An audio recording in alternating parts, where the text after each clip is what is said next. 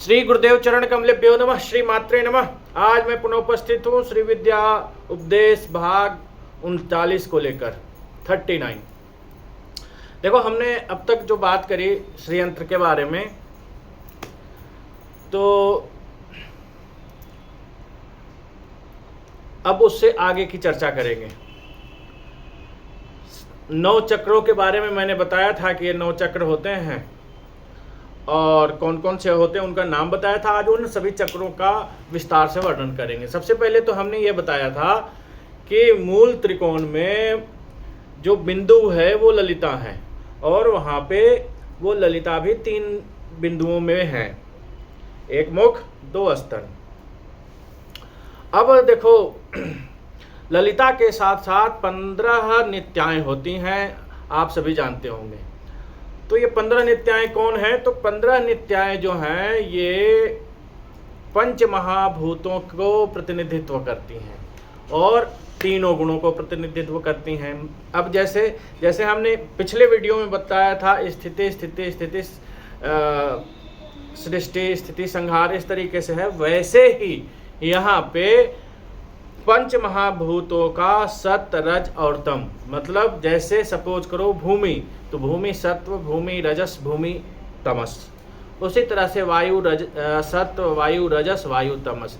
इस तरीके से एक जो सेट बनता है, तो वही जो 15 नित्याएं बनती हैं यहाँ पे श्री यंत्र में। इसको जितना विस्तार से हम जानेंगे उतना ही हम इसमें आगे बढ़ते जाएंगे। कहने का मतलब ये है कि ये जो 15 नित्याएं हैं ये पंच महाभूत और हमारे जो ये 3 गुण हैं इनका जोड़ है। तीनों गुणों का अलग अलग, मतलब इनसे जो है अलग अलग गुण प्रकट होते हैं। हर नित्या का एक विशेष गुण है। जैसे आपने हमारी पुरानी वीडियो देखी होगी तो उसमें तिथि नित्या के बारे में बताया, जैसे अमावस को कामेश्वरी होती हैं और पूर्णिमा को ललिता होती हैं। तो उसी तरीके से यहाँ पे सत रज और तम के हिसाब से विभक्त होती गई कि भूमि सत्व, भूमि रजस, भूमि तमस। तो ये नित्याएं इस तरीके से बढ़ती चली जाती हैं। अब इनका ये स्वाभाविक है। अब कल हमने आपको कहा था कि हमारे जो जितने द्वार हैं शरीर के, उन सब पे जो है गुरु का स्थान है। तो ये आप लोगों ने गौर किया होगा कि गुरु का स्थान कैसे है, कौन बताता है?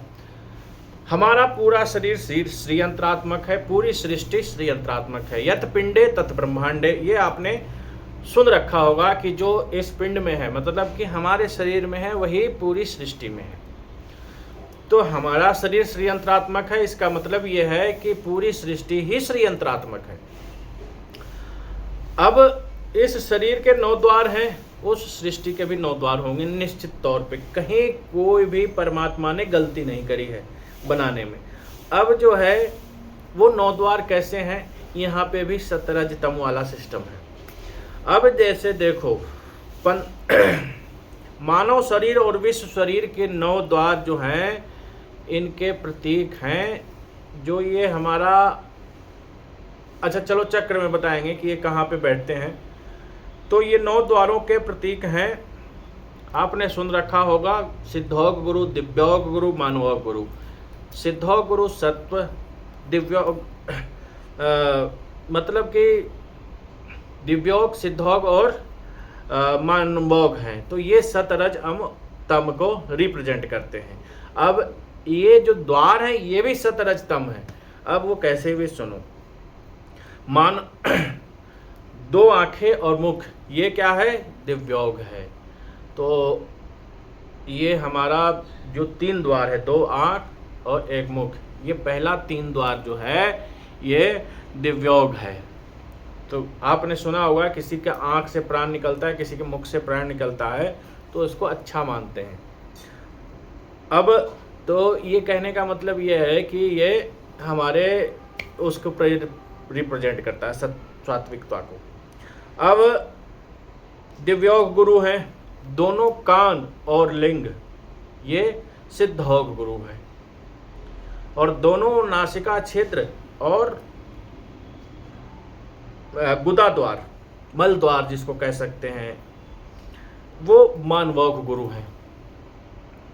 तो यहाँ पे ये सतरज तम हो गया। हमारे ही शरीर में जो आँख और मुख है सत्व हो गया, जो दोनों कान और लिंग ये रजस हो गया, और दोनों नासिका छिद्र और मलद्वार, दोनों नासिका छिद्र में से जो है गंदगी आती जाती है, दोनों मल द्वार से भी गंदगी बाहर जाती है। तो ये तमस है और ये मानवोग गुरु हैं। तो आप समझ गए होंगे कल जो हमने कहा था कि सभी द्वारों पे गुरु का स्थान है। तो कैसे स्थान है? सिद्धोग गुरु का स्थान है, दिव्योग गुरु का स्थान है, मानवोग गुरु का स्थान है। तो यहाँ पे ये इस प्रकार से गुरु का स्थान आप समझ गए। अब मैं एक एक चक्र को एक्सपेंड करता जाऊंगा। जैसे हमने बताया था कि श्री यंत्र बनता या पूजा करी जाती है दो तरीके से। पहला तरीका है सृष्टि कर्म जो गृहस्थों के लिए है, दूसरा तरीका है वो है संहार क्रम। तो संहार जितने ग्रंथ हैं वो सब हमें लगता है सन्यासियों ने ही लिखा है, तो सारे लगभग संहार क्रम में हैं। तो गृहस्थ गुरु की ये जो है जिम्मेदारी है कि वो इसको सृष्टि क्रम में लेकर के आए। तो हम जितनी चीज़ें बताएंगे, क्योंकि मैं खुद गृहस्थ हूँ और हमारे पास जितने शिष्य हैं उनमें से 90% गृहस्थ ही हैं, तो हम गृहस्थ वाला क्रम अर्थात सृष्टि क्रम लेकर के चलेंगे। सृष्टि क्रम क्या है और संहार क्रम क्या है, ये मैंने पिछली वीडियो में विस्तार से बताया है, आप वहाँ पे देख सकते हैं। अब सबसे पहले हम पहले चक्र पे आते हैं, जिसको सर्वानंदमय चक्र कहते हैं। सर्वानंदमय चक्र अर्थात जो बिंदु है। बिंदु में क्या है ये कई बार बताया। बिंदु में 3 बिंदु है, एक मुख है, 2 स्तन है। बिंदु में क्या है? मुख और स्तन, अर्थात यहाँ पे भी 3 चीजें हैं, प्रकृति, पुरुष और परमात्मा। अर्थात जैसे आप लोगों ने गीता में भी सुना होगा, भगवान कृष्ण कहते हैं कि संपूर्ण सृष्टि ही परमात्मा है। तो कहने का मतलब ये है कि यह जो ललिता का शरीर है, यह संपूर्ण सृष्टि उसी शरीर पे वास करती है। मतलब क्या है कि वो प्रकृति, वो मूल प्रकृति, या आप उनको कहें मूल प्रकृति भी छोटा शब्द हो गया, उससे भी कहीं ज़्यादा ये संपूर्ण सृष्टि ही उनके ऊपर विराजमान है। केवल पृथ्वी नहीं, केवल पृथ्वी नहीं। कई बार कई जगह पे आपने सुना होगा अंतरिक्ष निवासिनी भी कहते हैं ललिता को। तो अंतरिक्ष निवासिनी का मतलब यह है कि पूरी सृष्टि उनके शरीर पे विराजमान है। और ललिता जो हैं आत्मा है, विश्व विग्रही हैं, और उनका रंग लाल रंग का है, और उनको इस तरीके से पूजन करी जाती है। श्री महात्रिपुर सुंदरी श्री पादुकाम पूजयामी, या जहाँ तर्पण होता है तर्पयामी नमः, स्वाहा भी लगाते हैं कई जगह पे। तो इस तरीके से जो है इनकी पूजा करी जाती है। ये पहला चक्र था सर्वानंदमय चक्र। चूँकि हम भीतर से बाहर की ओर चल रहे हैं, तो हम इस तरीके से बात कर रहे हैं, मतलब सृष्टि क्रम में चल रहे हैं। अब दूसरे चक्र का नाम है सर्वसिद्धिप्रद चक्र। सर्वसिद्धिप्रद चक्र का मतलब यह है कि वो जो त्रिकोण है, मूल त्रिकोण, वो मूल त्रिकोण जो है वो सर्वसिद्धिप्रद चक्र है। अब सर्वसिद्धिप्रद चक्र में क्या है? एक ये 4 पीठ, भारत के 4 हिस्से हैं भारत भूमि के, उस इन चारों दिशाओं में 4 पीठें बनाई गई थी। ये प्राचीन बात मैं कह रहा हूँ। अब आप ये नहीं कहना कि उड्डयन पीठ भी पूरब में हो गया उड़ीसा में, और कामरूप पीठ भी पूरब में हो गया उड़ीसा में, तो पश्चिम वालों ने क्या गलती करी थी कि उनको पीठ नहीं मिला। नहीं, ऐसा बिल्कुल नहीं है। उड्डयन पीठ पश्चिम में ही था। अब इसके बारे में मैं फिर कभी विस्तार से बताऊंगा। ये कतिपय कारणों से उड़ीसा में आया उड्डयन पीठ। इसके पीछे बहुत रहस्य है, मजबूरी भी है, बहुत बड़ी मजबूरी थी हमारी, जिसके चलते हमें यहाँ पे लेके आना पड़ा है। उड्डयन पीठ पश्चिम में था। तो ये त्रिकोण जो है उसमें तीनों कोनों पे, पहले कोण पे कामरूप पीठ, दूसरे कोनों पे जालंधर पीठ, तीसरे कोनों पे पूर्णागिरि पीठ, और बीच में उड्डयन पीठ। तो ये उड्डयन पीठ जो है ये बीच में अवस्थित है। अब कामरूप पीठ में कामाख्या है, आप जानते हैं। जालंधर पीठ पे वज्रेश्वरी है।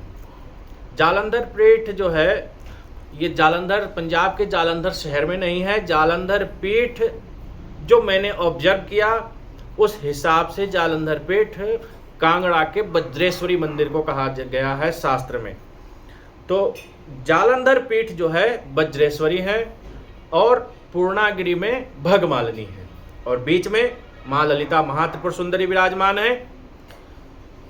तो ये जो है दूसरा चक्र है जिसको सर्वसिद्धिप्रद चक्र कहते हैं। अब इसका क्या स्वरूप है हमारे शरीर में, मैं उसके बारे में वर्णन करता हूँ।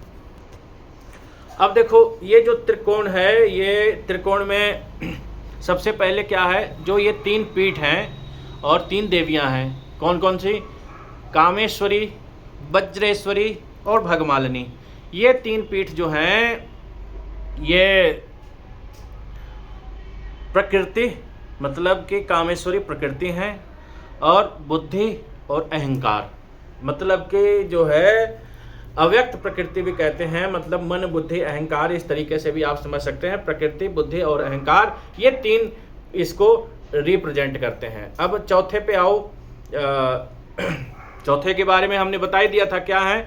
अब इस त्रिकोण पे हमारे शरीर पे क्या क्या निर्भर करता है उसके बारे में मैं बता रहा हूँ। तो इस त्रिकोण के बाहर 5 तन्मात्राएं हैं और ललिता के 7 बाण हैं। अब इसके बारे में समझो। ये है काम, मानस, इच्छा, राग, पाश, द्वेष और अंकुश के रूप में ये चक्र बनते हैं। मतलब कि हमारे शरीर में जो काम भावना है, जो मन मानस इच्छा है, मतलब मन कह लो इसको आप, इच्छा है, राग है, द्वेष है। राग द्वेष तो आप समझ ही सकते हो, मोह माया, किसी से जलना को द्वेष कहते हैं। उसके अलावा पाश, मतलब किसी को, ये जो आजकल देख रहे हो बांध के रखने को पाश कहते हैं। अंकुश, ये भी इस तरीके की चीज है। तो ये जो हमारे शरीर के विकार हैं, कौन कौन से? काम, मनस, इच्छा, राग, पाश, द्वेष और अंकुश, ये बाण भी हैं और हमारे शरीर के विकार भी हैं। ये ललिता के बाण हैं, ये महात्रिपुर सुंदरी के बाण हैं। इनकी आराधना करने से हमें जो है इन विकारों पे नियंत्रण प्राप्त होता है। ये इस दूसरे चक्र के जो है हमारे शरीर में स्थिति थी। अब आ जाओ तीसरे चक्र पे। दूसरा चक्र मैं समझता हूँ क्लियर हो गया होगा। अगर किसी को कोई कन्फ्यूजन हो तो आप कमेंट में पूछ सकते हैं, मैं कोशिश करूँगा बताने की और इसको विस्तार से एक्सपेंड करने की। बाकी जो बच्चे आ रहे हैं हमारे, वो तो वहाँ सामने आके देखेंगे, उसमें कहीं कोई संदेह नहीं है। अब मतलब जो तीसरा चक्र है, अब जो तीसरा चक्र है उसका नाम है सर्वरक्षाकर चक्र। तो सर्वरक्षाकर चक्र कहाँ है, ये आपको ऐसे नहीं पता चलेगा जब तक हाथ पकड़ के गुरु आपको नहीं दिखाएंगे श्रीयंत्र में कि ये वाला चक्र जो है सर्वरक्षाकर चक्र है। सबसे नीचे के जो 8 भाग हैं, मतलब ये 2 त्रिकोण एक दूसरे को काट रहे हैं, तो इस तरीके से जो काटने का ऊपर वाला जो हिस्सा होता है, तो इस तरीके से ये जो चीज़ें हैं ये 8 चक्र बनते हैं त्रिकोण के एक दूसरे से काटने से, उसको सर्वरक्षाकर चक्र कहते हैं। और वहाँ पे जो देवियाँ हैं उनके नाम सुनो। उनका नाम है वशनी, कामेश्वरी, मोहिनी, विमला, अरुणा, जैनी, सर्वेश्वरी और कौलनी। अब ये देवियाँ का अलग अलग गुण है हमारे शरीर में, इस बात को ध्यान रखो। अब ये लोग क्या करती हैं ये आपको विस्तृत रूप में समझना होगा। जैसे वशनी जो हैं वो शीत का, मतलब जो ठंडक है शरीर में, अब दिमाग को तो ठंडक चाहिए, शरीर में हर चीज़ है, गर्मी भी है, शीत भी है, तो ये शीत का जो है रिप्रेजेंटेशन करती हैं। आपने देखा होगा कई लोग जो हैं खुले बदन बिल्कुल तपस्या करते हैं बर्फ़ के ऊपर बैठ करके। तो ये जो वशनी माता हैं, ये उस चीज़ को आपको शीत से आपको मुक्ति दे देंगी। अगर इनके यहाँ पे आशीर्वाद मिला, इनकी सिद्धि हो गई, तो ये शीत से आपको बिल्कुल ऊपर उठा देंगे। इसी तरीके से कामेश्वरी गर्मी का रिप्रेजेंट करती हैं। अब अगर कामेश्वरी ने भी आशीर्वाद दिया तो गर्मी नहीं लगेगी। अब वैसे भी कामरू पीठ पे गर्मी होती नहीं है, लेकिन इसको अगर छोड़ दिया जाए, क्या नाम है, अम्बुवाची का जो समय होता है उस समय तो भयंकर गर्मी होती है भीड़ के कारण, अदरवाइज गर्मी नहीं होती। लेकिन कहने का मतलब ये है कि अगर वशनी ने ठंडा से आपको आज़ाद किया, ठंड से, तो कामेश्वरी आपको गर्मी से आज़ाद कर देती हैं, आपको गर्मी लगेगी नहीं। उसके अलावा मोहिनी हर्ष का मतलब हर्ष, जैसे लोग विषाद में रहते हैं, हर्षित नहीं रहते हैं, तो जिसके कारण उनको 10 तरीके की प्रॉब्लम होती, मतलब जो डिप्रेशन जिसको कह लो, तो ये हर्ष का। उसी तरीके से विमला दुख का, अरुणा इच्छा का, जैनी सत्व का, और सर्वेश्वरी रजस और कौलनी तमस का। ये इनका अधिष्ठान हमारे शरीर में है। ये जो चीज़ें हैं इनकी अधिष्ठात्री ये 8 देवियां हैं। कौन कौन सी? वशनी, कामेश्वरी, मोहिनी, विमला, अरुणा, जैनी, सर्वेश्वरी और कौलनी। और ये तीसरे चक्र पर हैं जिसका नाम है सर्वरक्षाकर चक्र। और इस स्थान पे अगर आपकी पूजा करते हैं, आपकी साधना करी जाती है इस स्थान पे, तो व्यक्ति इन द्वंद्वों से, इन दुखों से, इन चीज़ों से मुक्ति पाता है। मतलब कि ठंड में भी खुले बदन बर्फ़ के ऊपर बैठ सकता है, आग में कूद सकता है, उसको आग नहीं जलाएगी। इस तरीके से ये चीज़ें होती है अगर सिद्धि मिले। मैं ये नहीं कह रहा कि आप आग में कूद जाओ कामेश्वरी की पूजा करके और आपको आग नहीं जलाएगी, लेकिन अगर कामेश्वरी माता ने आपको जो है आशीर्वाद दे दिया तो अग्नि पर विजय प्राप्त हो जाएगी। आग में कूद भी जाओगे फिर भी अग्नि जलाएगी नहीं, अगर कामेश्वरी माता प्रत्यक्ष सिद्धि देती हैं तो।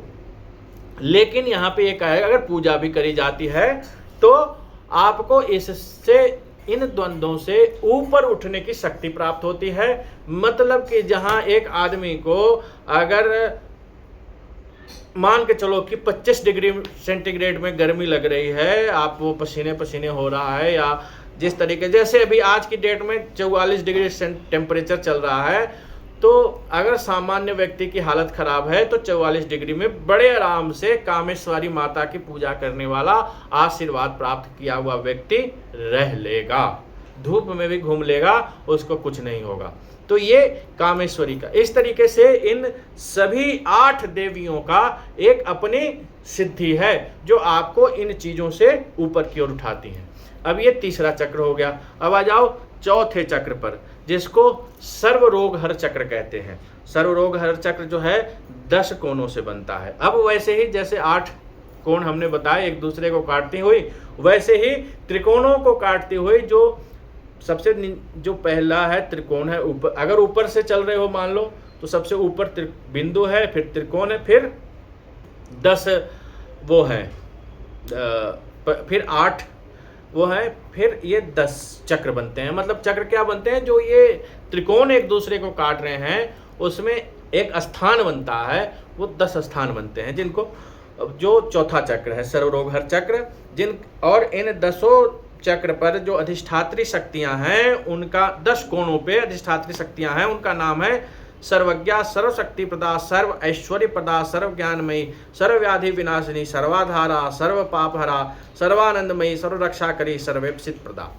अब ये देखो क्या है, हमारे शरीर में इनका क्या स्थान है। देखो मुख्यतः ये सब नाम और चीज़ें तो आप जो है कहीं पे भी किताब में ढूंढ सकते हो, गूगल में लिखा हुआ है और सारे लोग प्रोवाइड कर रहे हैं।